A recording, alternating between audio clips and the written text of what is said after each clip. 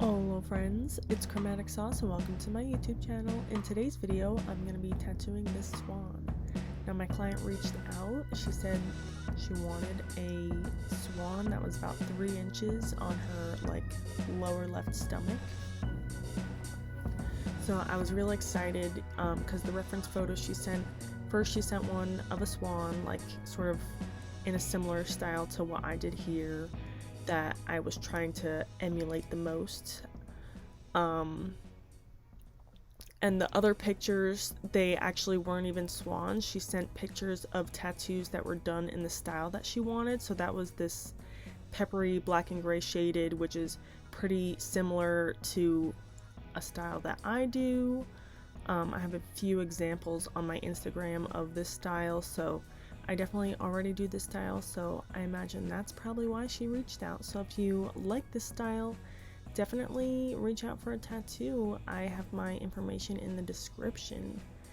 Anyway, I'm always super excited when I get the chance to tattoo in this style. I really do love color, but at the same time, I love my black and gray realism. I feel like it's so fun. I don't know if it's relaxing, but it just comes really easily to me, I feel like, versus some other things in terms of art in general. I don't know, realism's always been the thing that I've gone to. Before I started tattooing, I drew usually with chalk pastel or colored pencil. I sort of started my real art career or whatever drawing and no, not tattooing, just drawing animals and pet portraits. I did a lot of little doggies. I just love tattooing animals because they're always so cute, and I'm always down to do commissions too. You could even look back on this channel and see all my art that I was doing, at least one post a week, back right before I started my apprenticeship. And then once I decided to be a tattoo artist, I kind of fell off on posting on this account, but that's okay, because now I draw for a living, so that's really cool, because before I was not sustaining myself with my art. I was doing other things. Anyway, I'm kind of rambling, but definitely so glad whenever I get to do an animal in any style, but this style is especially fun. I'm also glad that she wanted it so small. I would have definitely loved to do a full-size animal portrait. I feel like I would I don't know, I just like a challenge. I like to do something different. I don't want to necessarily do the same exact type of thing every day. I would like to do more of everything to be able to get better. I want to do everything really well for people, you know what I mean? So this is my favorite way to do black and gray. It's kind of my go-to. I feel like mostly I've gravitated towards this because I find people want really small things. I don't know, I feel like a lot of things that I do, I really rely on the detail that the 3 round liner is able to offer me. So maybe it's been a little bit of I leaned into it, so I attract people who like things like this. Whatever the case, I do really love doing black and gray like this with the stipple shading, but wouldn't mind to do larger pieces too.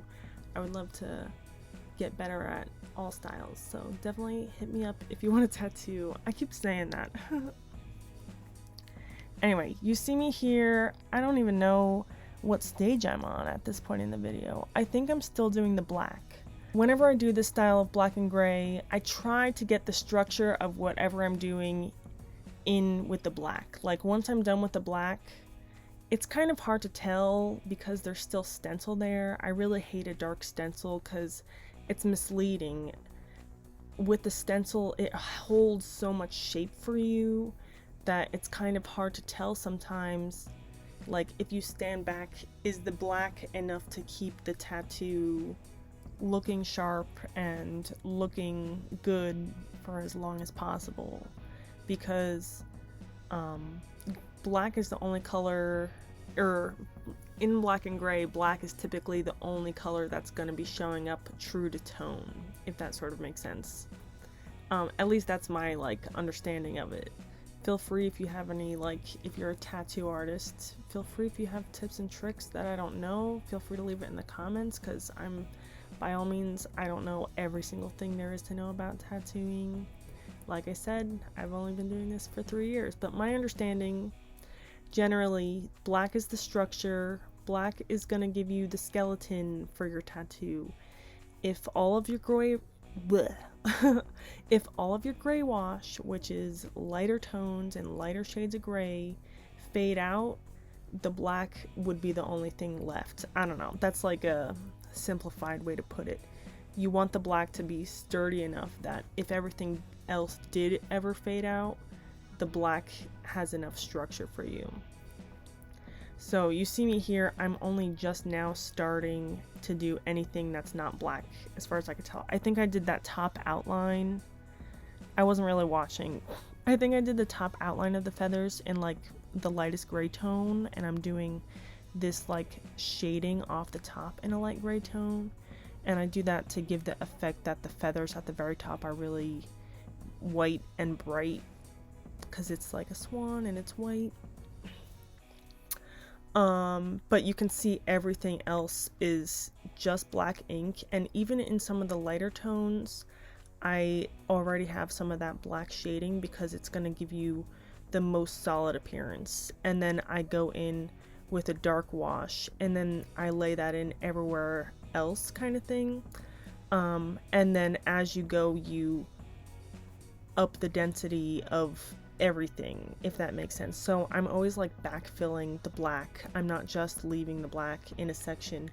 I'm sort of layering in all my gray tones to give each layer an additional depth and richness that it didn't have. I don't usually, with this style, it depends on how I'm doing it and what I'm doing, but if I'm stipple shading and trying to get a black tone, except like the beak in this, it's just a solid black shape, so I made that solid black. But especially this is a white bird. It doesn't have any spots like that are fully solid black that like necessarily requires a super heavy black, in my opinion, to keep it into the style that the client is wanting. Nobody wants some people do want super harsh heavy blacks, but people who want this style don't really want that really heavy look.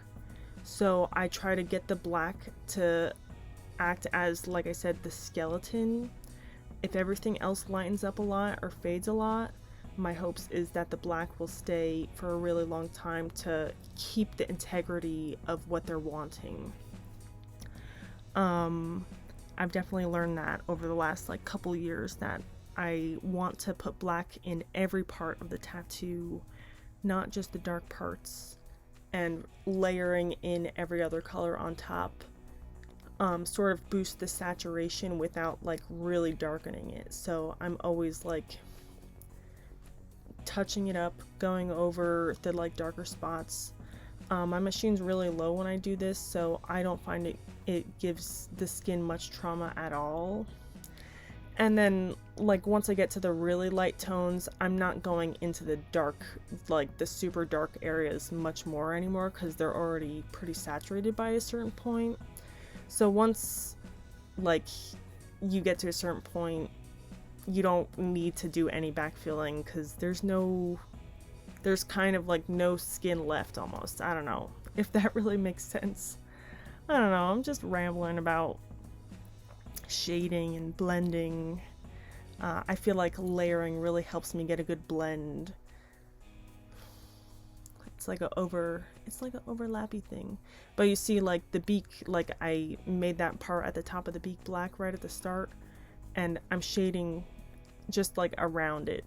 Of course it's while I'm talking about it, but I had no need to go back into that black part of the beak because it was already solid black. There's no need to shade over that spot, but the parts that's like shaded that have like a sparsity of dots, I always try to like saturate with gray tones, because if your gray tones aren't saturated, they're probably non-existent. So I feel like overlapping like that helps me get those gray tones in a saturated way. That's not too dark, but it's not completely losing the integrity, I don't know, of the look of the stipple shade. I kind of lost my train of what I was fully trying to say there. But yeah, either way, I definitely try to keep my gray tones solid as much as possible. So like even my light tones, I mean, you can see at the top of the edge of that bird, like I don't remember if that was light or very light of my like Empire gray wash set, but it's saturated, so that's going to heal up much lighter than it looks right now, but it's solid, so even though it's like doesn't have a black outline to hold it, it's like solidly filling that area of skin. That's my thought process. If I did it less dense, like less dots, less times going over to like saturate the gray tones in that area, it would be like I didn't do anything. But that's why I layer it and make sure I'm overlapping when I'm doing my blending. I'm resaturating. I have those dark dots where I really need a little bit more definition, and then I'm backfilling with my gray wash. I'm making sure that hopefully as it heals up, everything's always hopefully, because you never know how anything's gonna heal. You can only try your best to hopefully have it heal really good for your client. And for me too, because it would be good for me if it heals good too. So yeah, I'm really pleased with how this design came out. The reference photo she sent, it had a swan in a similar position with really fluffy feathers and like kind of like looking over its shoulder. I don't really know how to describe like the pretty curve of the swan's neck. So I tried to find a reference photo that sort of matched it. I thought that the reference photo she showed me, that the gray tones were a little bit too light, that I don't know if it would have held up super great over time. So I don't know, whenever I get a reference photo, I always try to elevate if I can, use my knowledge to improve the design and just like turn it into my own version of the same design. So I'm giving my client what they want and doing it how I want, kind of thing. I mean, doing it how they want, but like it's coming from me, so it has to be translated through me, if that makes sense. But yeah, I feel like it was a pretty successful little swan action today. I'm really happy with the definition that I was able to get in the wings. I feel like the dark parts aren't too dense, but the shape of the bird is still very distinct, that when all these gray tones lighten up, it still has enough like shadow and depth to keep it looking good for a long time. Yeah, the reference photo she sent, I thought it was really pretty, but I really felt like it was lacking just depth, a little bit of shadows. So whenever she first walked in, I was like, I don't know, some people don't like the dark shading, but I asked her like, are you afraid of dark shading? She said no. And this was actually her first tattoo, and she sat really well. We finished it up pretty quick too. Like I said, always happy to do things like this. I'm finishing up here, so definitely don't forget to like, comment, share, subscribe. Follow me on all my social media, linked down below. And thank you guys so much for watching. I'll see you in the next one. Bye!